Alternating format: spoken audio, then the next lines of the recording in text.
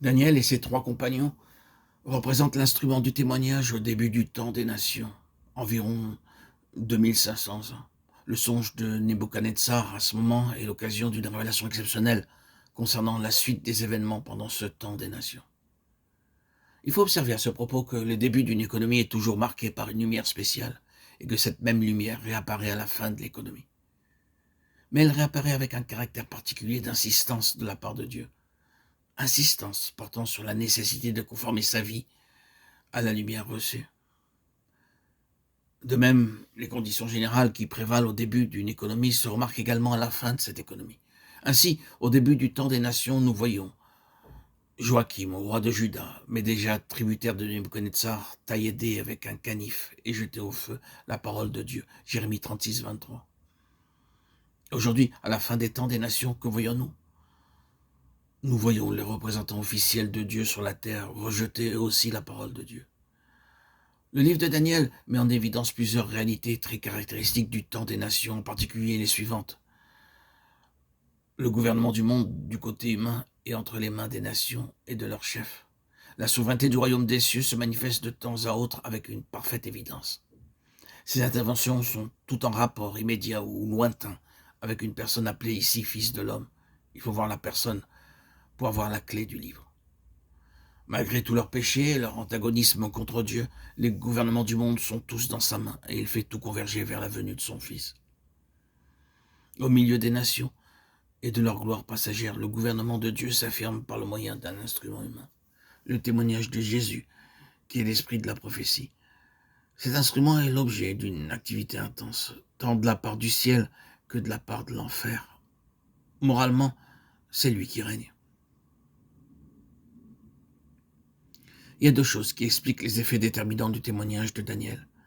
La première, c'est l'attitude qu'il prend d'emblée vis-à-vis de la table du roi. Daniel 1,8. Daniel résolut de ne pas se souiller. Non pas que ce vin ou ces mets eussent quoi que ce soit de mauvais en eux-mêmes. Ce qui les rendait tels, c'étaient les libations et les sacrifices cérémoniels qui les reliaient au culte des faux dieux, c'est-à-dire à une religion dont Satan a toujours été l'animateur. Les vases et les coupes de la maison de Dieu ont été profanés, Daniel 1,2. Et Daniel se refuse à faire le moindre compromis avec un système spirituel qui est de tout temps s'est dressé contre Dieu. Ainsi, le témoignage de Jésus représente une position prise contre un certain ordre de choses. Aucune vie ne peut être féconde spirituellement, aucune existence ne peut faire progresser le témoignage de Jésus ou hâter la consommation du dessein de Dieu si elle n'occupe pas une position de séparation absolue vis-à-vis de cet ordre de choses. Un seul contact douteux et toute la puissance du Dieu des cieux par cet instrument est mise en échec. Si nous conservons un lien quelconque avec le monde-ci, nous n'obéissons pas explicitement quand Dieu met son doigt sur quelque chose qui lui déplaît dans notre vie, nous jetons un pont entre le royaume de la lumière et le royaume des ténèbres, et l'ennemi ne manquera pas de la franchir. Remarquez, d'autre part, qu'au verset 8, il n'est question que de Daniel, tandis que dans la suite du récit, nous constatons que ses trois amis se sont solidarisés avec lui. La résolution de Daniel les a évidemment entraînés et ils ont fait preuve de la même fermeté. Quand vous prenez ainsi position pour sauvegarder la transparence du témoignage, vous ne pouvez jamais mesurer les conséquences de votre fidélité. D'autres seront influencés et suivront votre exemple peut-être, sans que vous vous en doutiez.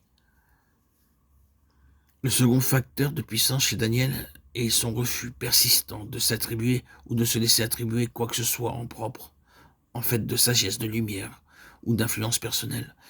Daniel 2, 27, 28, 30. Daniel 6, 22. Comme ses compagnons, Daniel était de famille noble ou même de race royale, instruit et cultivé. Il représente l'élite de la nation juive. Et cependant, il ne laisse entendre en aucune façon qu'il puisse de lui-même faire face à la situation. Il honore Dieu. C'est une dépendance constante et constamment confessée. Il est significatif à cet égard de remarquer la différence qu'établit le Saint-Esprit dans Hébreux 11, 33.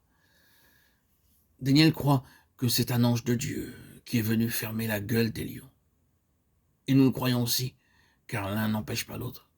Mais le Saint-Esprit dit que c'est le prophète lui-même, par la foi. Un instrument qui doit ici-bas manifester le ciel et sa puissance en les opposant victorieusement à la puissance de l'ennemi et en faisant pour finir fléchir tous les genoux, ne peut être qu'absolument dépendant de Dieu. L'enfer ne sera jamais vaincu que par un instrument qui, en lui-même, sera réduit à l'impuissance. Mais pour comprendre la vraie portée du témoignage de Daniel, il faut en voir l'arrière-plan et en contempler la fin. D'une part, la souveraineté de Dieu, d'autre part, l'acharnement de Satan pour faire disparaître l'instrument du témoignage. Telle est la nature du conflit. Daniel et ses amis ne font pas partie des magiciens, astrologues, enchanteurs et chaldéens mandés par le roi. Néanmoins, on cherchait Daniel et ses compagnons pour les faire périr. Qu'est-ce donc que ce massacre, sinon un stratagème de l'ennemi pour atteindre en marge de ceux qui ont déplu au roi, ce qui lui déplaise à lui, et cela sans même qu'on leur ait donné l'occasion de chercher une solution au problème posé. Mais tous ces efforts sont vains. La vie de Daniel tout entière est une démonstration de la souveraineté de Dieu. Ainsi vécut Daniel. La version anglaise dit même « Daniel continua », c'est-à-dire qu'il maintint l'attitude prise jusqu'à la première année du roi Cyrus, Daniel 1,21, époque à laquelle un reste, fruit de son témoignage et de celui de ses amis, reprit le chemin de Jérusalem. Esdras 1,1. Daniel devait être un vieillard alors. Mais il y a plus. La persistance du témoignage de Daniel dépasse les limites du temps. Voyez le dernier verset du livre. Tu seras debout pour ton héritage à la fin des jours. Debout. Cet homme qui n'a pas plié et dont la vie a été pour Dieu l'occasion d'une constante démonstration de souveraineté à la fin des jours, quand tous les royaumes du monde ont croulé, il est là, debout. Debout. Ah, il y a là un principe. L'instrument de Dieu est debout, indestructible. Telle est la nature du témoignage de Jésus. Sans le secours d'aucune main, une puissance est constamment à l'œuvre sur la terre, défiant le temps, les trônes, les épreuves, la mort, attestant jusque dans les palais des rois l'existence d'une juridiction supérieure, et se perpétuant en dépit de tous les efforts de Satan pour la supprimer. Telle est notre vocation, frères et sœurs en Christ bien-aimés, chers amis auditeurs, auditrices.